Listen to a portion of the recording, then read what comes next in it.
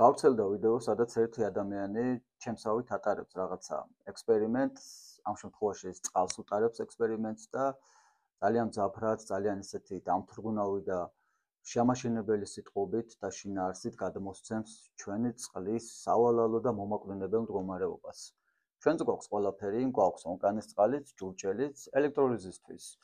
საჭირო აპარატიც ჩემს მიერ შექმნილი, რომელიც ძალიანაც საიმედოა და მრავალგზის გამოცდილი. ყველაფერი, გრაფიტის ჭხირები, მოკლედ ყველაფერი გვაქვს და მოდით ჩვენც გავწყოთ ახლა ეს ექსპერიმენტი და ვიდეოს ბოლოში ამ ადამიანის საუბარი, ლაპარაკის მანერა, შინაარსი, სიტყვები, რომელსაც იყენებს, ისიც განვიხილოთ და ნახოთ აბა რა იქნება ჩემს შემთხვევაში. ჩვენ გვაქვს ორი ჭურჭელი, ერთი და მეორე, გრძელი და მოკლე გრაფიტის ჭხირები და თვითონ მოწყობილობა ელექტროლიზისთვის. გავცხოთ და ვნახოთ აბა რა გამოვა. ჩავდეთ ჭიქა, მოვუშვით ჩვეულებრივი ონკანის წყალი. ავავსეთ.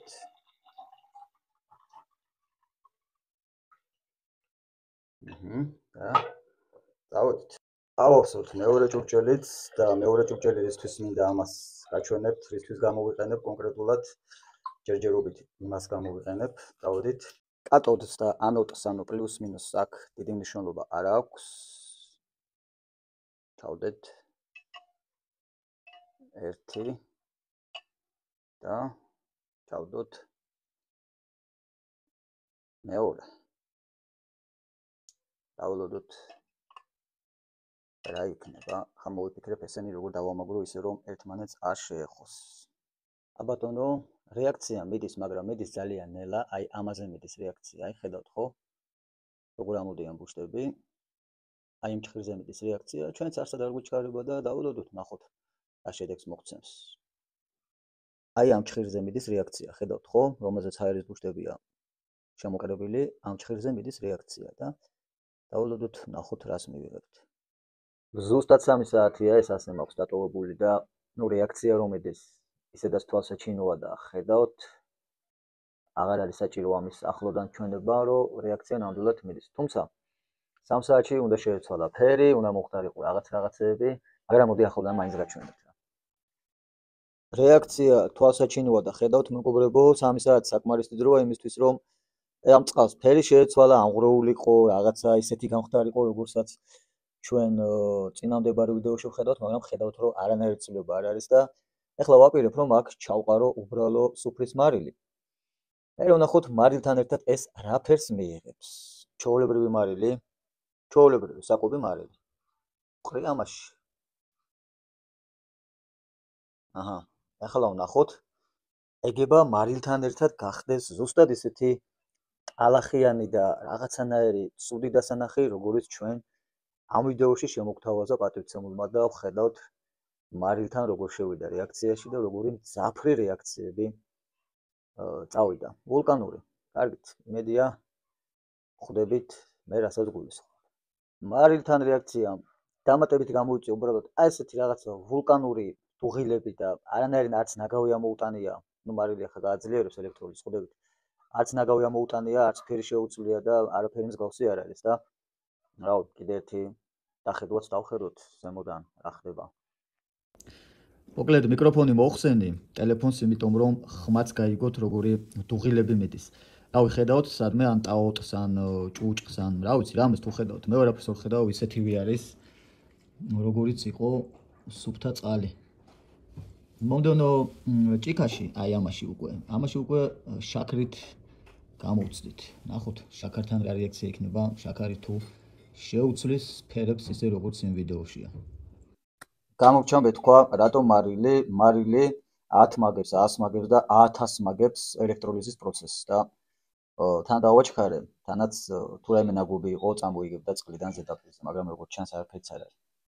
შევწყვიტე პროცესი და აი ასე გამოიყურება ჩვენი წყალი, რომელსაც საერთოდ არაფერი ცვლილება არ აქვს და ქვემოთ რასაც ძირში ხედავთ, უბრალოდ მარილია და სხვა არაფერი. ის მარილი, რომელიც ჩავყარე და არც კი გავხსენე.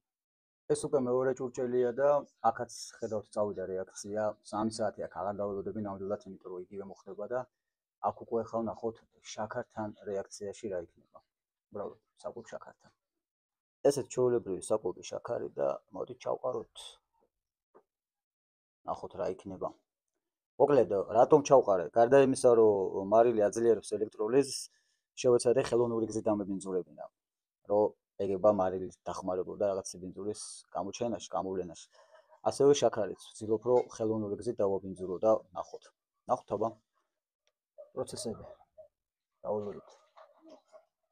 ნუ აქაც სურათი იგივე გვაქვს, არანაირი ცვლილება, არანაირი ჭუჭყები და ტაოტები არ გვაქვს და ავით ჩავხედოთ ზემოდანაც, რაიმე ნადები თუ გვაქვს, არანაირი ნადებიც არ გვაქვს.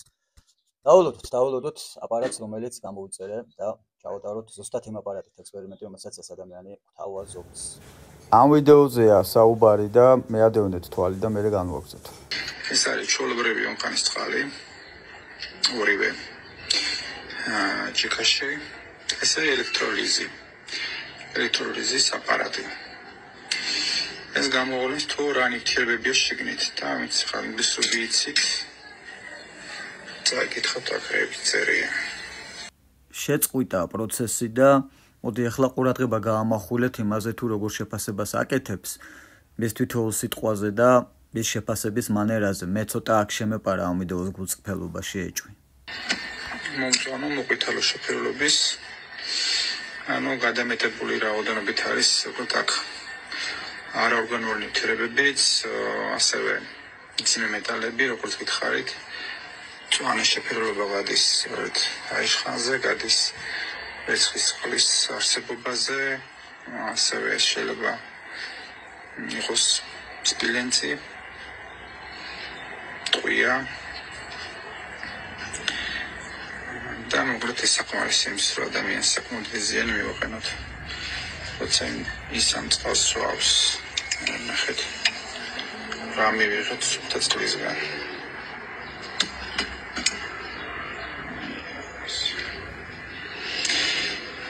ასე რომ სიკვდილის ქალაქი თბილისი მუშაობს და თურთვით. მთელი სისტემა წყობილია ამაზე, რომ ადამიანები მოკლან ამის პირდაპირ მნიშვნელობით. მენდელეევის მთელი ტაბულა ჩამოთვალა ამ ადამიანმა, თითქოს და ჩვენ არ ვიცოდეთ, რომ ბევრ ქიმიურ ელემენტს შეიცავს ყველაფერი ჩვენს ირგვლივ და ადამიანი, მე მგონი, იმაზე მეტ ქიმიურ ელემენტს ატარებს, ვიდრე საერთოდ მენდელევს აქვს ამოხსნილი თავის ტაბულაში. მოკლედ, ესე თქმა მინდა. ამ ვიდეოში ჩვენ ვერ ვხედავთ ეს ადამიანი ამ წყალს საიდან იღებს. ჩემს ვიდეოში ჩვენ ხედავთ მე წყალს საიდან ვიღებ ონკანიდან და გაჩვენებთ იმას, რომ ნამდვილად ონკანის წყალი ავიღებ. ამ კაც ვიდეოში კიდე არ ჩანს საერთოდ რა წყალს გვთავაზობს, საიდან მოიტანა და რა შემადგენლობები აქვს. მე ხაზე მინდა გავუსვა იმას, რომ ძალიან მძაფრად იყენებს რაღაც სიტყვებს ჩვენი ქალაქი გკლავს და მიზანი მართულად ხოცავენ გკლავენ და ისედაც ამ შეშინებულ დასტრესს და პანიკებულ ხალხს რა ვიცი, კიდე ალბათ უფრო მეცანერულოს მისცემს ამ ადამიანის შემოთავაზებული ვიდეო. მოკლედ, ტყვიაო, სპილენძიო, ვერცხლის წყალიო, რა ვიცი, ინკიო, რაღაცებს თulis იქ, თითქოს ამ ყველაფერს შეიცავს ეს წყალი და ესეთი ტაუტიანი და ტურტლიანი წყალი მიიღო. თუმცა მე ჩემი ექსპერიმენტით ვერაფერიც ვერ მივიღე.